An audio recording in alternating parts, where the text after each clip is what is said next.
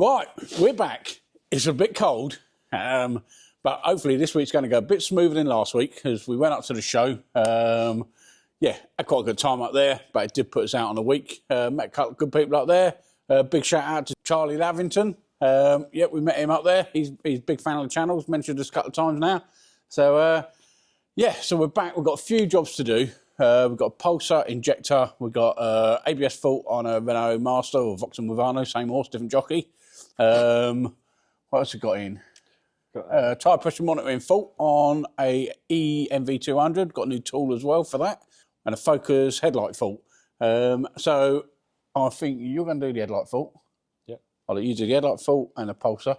I'll do tyre pressure monitoring and the ABS. That'll do, won't it?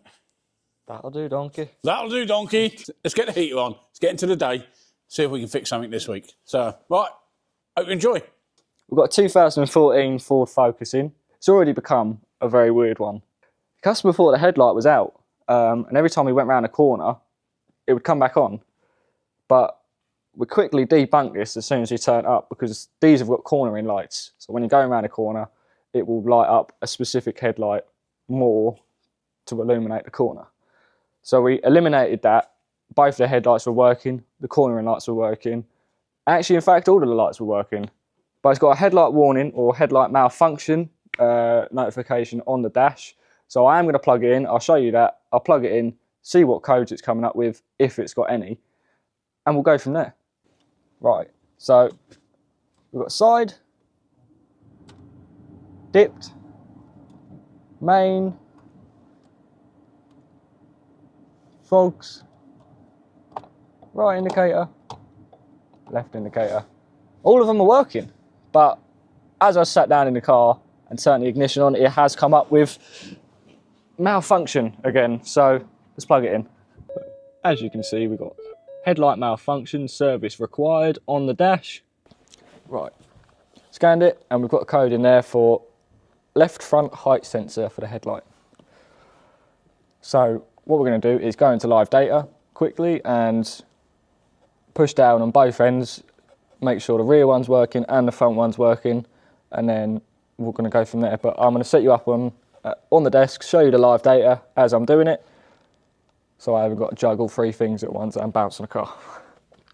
Right, I've got you guys set up on the desk. Let's test it out. So I'm going to bounce on the front end.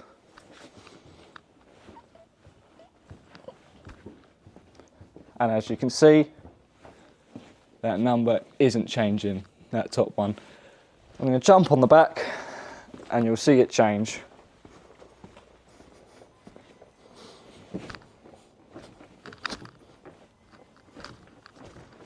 There we go. Number changed, all well and good. Right, so we've got a tyre pressure monitoring fault on an MV200, an EMV200. This one fella is changing all this to a camper van. So go and check out his channel, which is Kent Coast Camper Vans. Yeah, so, but it's got tyre pressure monitoring fault. We've got this new tool which links to the all your Think Car stuff. Apparently, I haven't even linked it yet. I haven't tried it, I haven't done nothing. Apparently, you just go onto there. Say okay. Right, so it's picked up the tool. Says available connect. It's connecting. And that's it. Now, just go in like your normal scanner. Nissan EMV200. I was thinking it might actually just be a normal MV200 without electric, but it's on there. So, all you got to do with this tool, apparently, you go into the scan tool, tell it you're going to go and activate all the sensors, and it will read each sensor as you go. So, front left.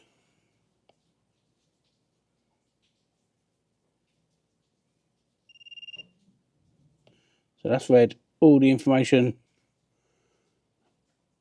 out of that tyre, out of that sensor. And go down, front right.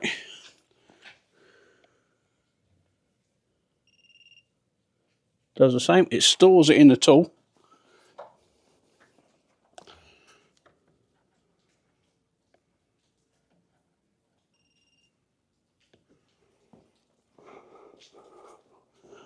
rear right, and then just rear left. Now once you've done all 4 sensors, it's all logged in the tool. So it's already sent it to the tool. One for learning, OBD learning.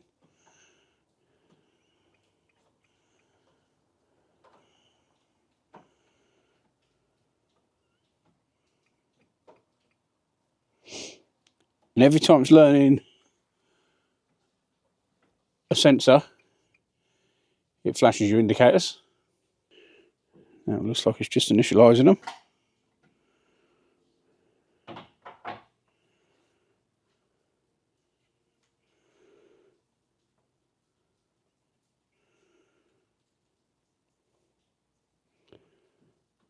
Says it succeeded. No tyre pressure monitoring on there. No lights on anymore. And there we go. So, nifty little tool. Go and check them out. Literally buy that. Link it to your normal Think car anyway. It goes on to any of them. I tried it on the little handheld one we got. And yeah, she's a good one. So, let's give it a road test. Make sure the lights stay out. That's right. Now we know where the issue is. It's a level sensor. Get the wiring diagram up, run some tests, see what we got, and we're going to go from there. Right, so I've come down to the level sensor, which is this arm here, connects to the bottom arm, and this is the plug for it. So I've got on the wiring diagram, we've got pin 1, pin 4 and pin 5. And I'll quickly show you what they do. Right, so this is a sensor we're looking at. We've got the main live coming in to both of the sensors. We've got the earth, and this one's the feedback. So that will give the sensor its reading. Right, now we're down here. Let's test it. Right, this one's our live. And as you can see, we've got 4.9. This one should be our earth.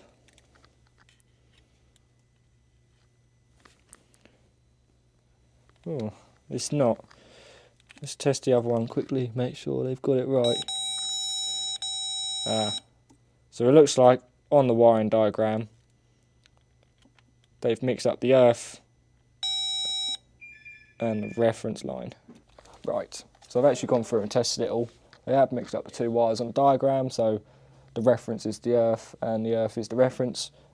No bother, but just be careful when you're testing and going back to the diagram. You're actually doing the right thing based on what it actually is and not what they say it is. Right, I tested with the power probe on the rear. I was jacking it up and back pinning it on the reference, and that one's all good. Right, so come back to the front end and did the same test to make sure we were good, and we've got nothing coming out of the reference. So there's an internal fault in the sensor, so we're going to go to him, see if he wants us to replace it.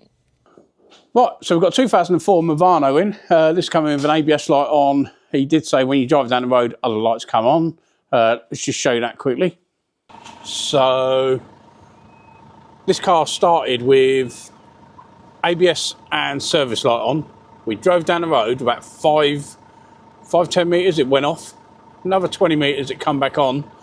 And then after about a mile, these two come up. So yeah, so the ABS light and the service light is on. Till you drive off, it goes off for a second, comes back on. Then about a mile down the road, the other two come on. So we're going to get it scanned, see what we can do. And yeah, see whether it's a wheel speed sensor fault or whatever. So I had a call the other day off of Sparky from Stoke-on-Trent. He was asking me about the HDMI camera. He was meant to leave me a message so I can send him a link to it. I don't think I've seen that. If you still need that, just drop a message down below. He mentioned we work on a lot of old cars. Are we paupers down in the southeast? I think that's what he's getting to. But it's not. We just don't do a lot of the high, the sort of more modern cars. We do them. I mean, this range is fairly new. But yeah, you'll get the call. 2019 or 2021 Land Rover Discovery or something with collision assist comes on for about 3 seconds every 2 days, and they want you to work on that. You see people working on that, go right away from them. They spend days on them, you know, which is great. But as a business side of it, you know, these type of jobs I could probably do 4 a day. You know, in, out, done. For cash flow, the business is amazing. Get them in, get them done, get them charged, get them out. That's brilliant. Could be a headlight fault, could be airbag light fault, all basic stuff. That's pleasing. 4 customers a day. They're in, they're done, they're out.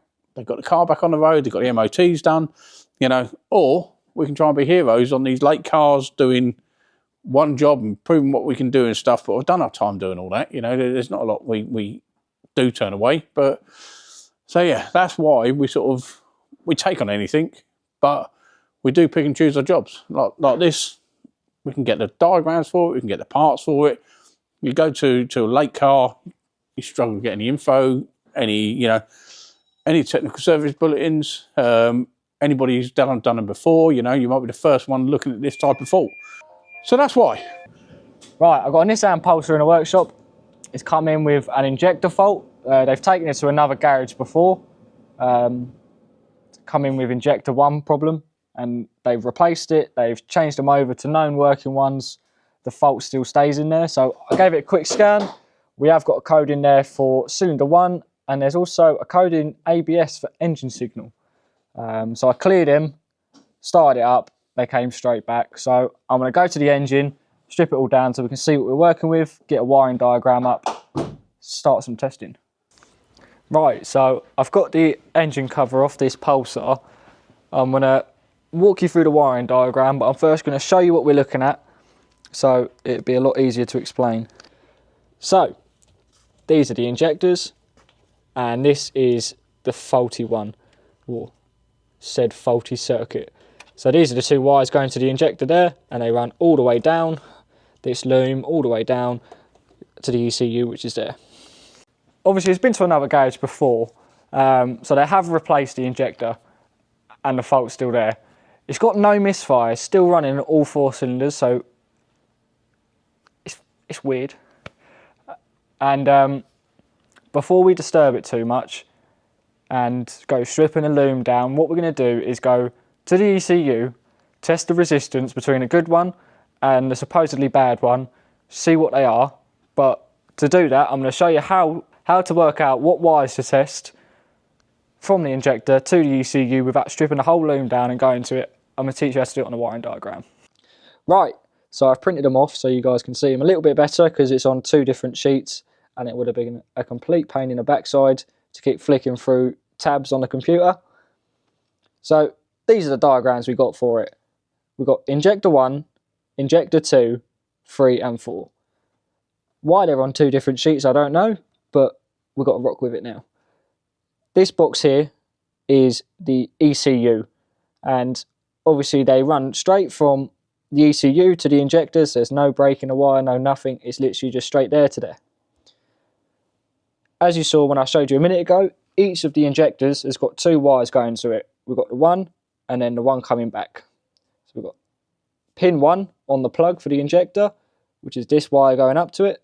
And then we've got pin 2, which comes out of the injector all the way back to the ECU.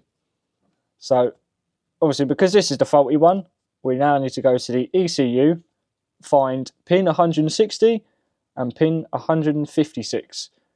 So what I'm going to do first is test a good one, so we know what we're meant to have. So I'm going to go to the opposite end. I'm going to go for injector 4. I'm going to find pin 158 and 154 on the ECU, and I'm going to use the multimeter, and I'm going to test the resistance between there, and I'm going to show you me doing that now. Right, giving the master a quick scan, and it is coming up with, so both are memory, right hand rear wheel speed sensor, signal coherence. That doesn't always mean that it's a sensor fault. Could be the ABS ring, etc.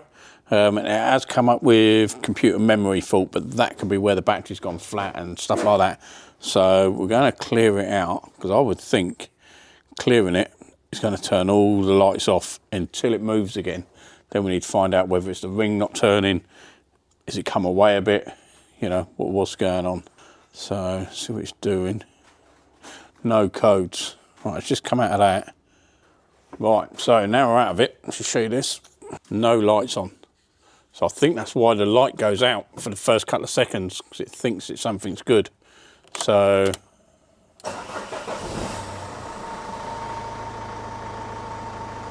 all lights out.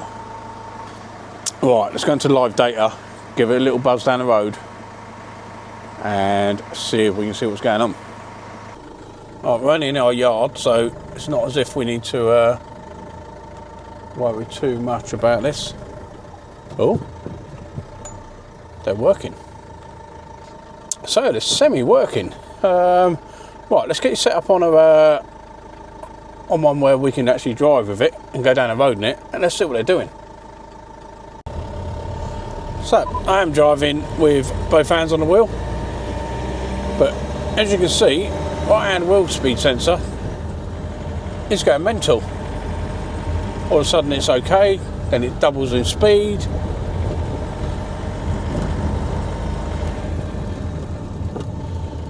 Yeah, that's not right.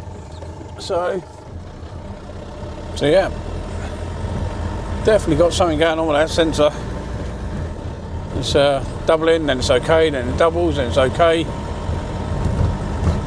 So sensor's going to have to come out, see if we've got anything floating about in there, build up of swarf or something on it, and we'll have a look from there. But yeah, something not quite right.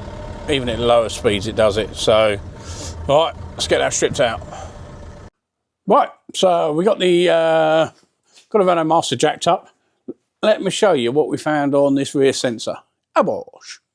So this is a sensor, and this is the pickup, and you can see just in there, well, I've got my torch position, you can see an air gap. Now let's just spin it around. See the air gap? Then it goes. And then a bit further around, big air gap. And then it goes. So what's happening is, so that sensor, that pickup ring, you can see all the shiny bits on it. Then it goes dull. So shiny marks on it. And then it goes dull. But that is a new ring. So you can see this side. That's an old original ring. So it's had a new ring fitted on there at some point. The problem is that ring, the reason they fail is they break, you get corrosion behind it, it expands so far and then it cracks, falls off, etc. It looks like somebody's just knocked it back on there without taking all the rust off and going back to the original metal. So because they've done that, it's actually egg-shaped. So it's literally moving the gap in and out, and that's going to throw your sensor off. So he's going to have a new bearing or whatever they come with. But that's mechanical. We've done our bit. We can't do anything while we've got an elongated conductor ring. So yeah, the other side's fine. Spun that one up. Air gap is bang on all the way through. So yeah, let's phone the customer, tell him the good news. These are our two wires for our supposedly bad injector, and over the back here, this pink and brown two. This is for injector 2, which is a good one. So what we're going to do is test that one, so we know what we have. So that's what we got on a good one, 197 kiloohms. So let's go to our supposed bad one, and we've got exactly the same. So now we know that the wiring's good, the injector's good. There's only one other thing really it could be, and it's the coding for the injector. So I'm going to plug the scan tool in, have a look at the coding, make sure it's all good. Right, so I've gone through on a pulsar, I've checked all the resistances. I also went ahead and checked the resistance on the injector, from a good one to the supposed bad one, and it's exactly the same, so it's all good. So what we're going to do now is go through on the scanner, check the coding, because we know it's had a new injector. Perhaps it may have been coded wrong. So let's go into there, have a go, and let's see what we find. Hopefully we've just narrowed it down. Right, so here we go. We got coding up for the injectors. This is our faulty one. We come straight into it, and straight away it's highlighted and we can't go on it. We can do the rest. All nice. So the codes for the injectors are actually on the top of them, so I just double checked. These three are all good, and this one has one letter. That L is meant to be a J, so it's been coded wrong. So what we're going to do is go in it with the scanner, delete all the codes, put all the codes back in it, all correct, and it should be good to go. But That's whether we can actually do it with the scanner. So let's give it a go. Right, so plug the scanner in on the pulsar. It didn't take the code, so it's as simple as that. It was coded. Unfortunately, it just didn't take it properly. So we've taken all the codes out, put all the codes back in, made sure it was all good.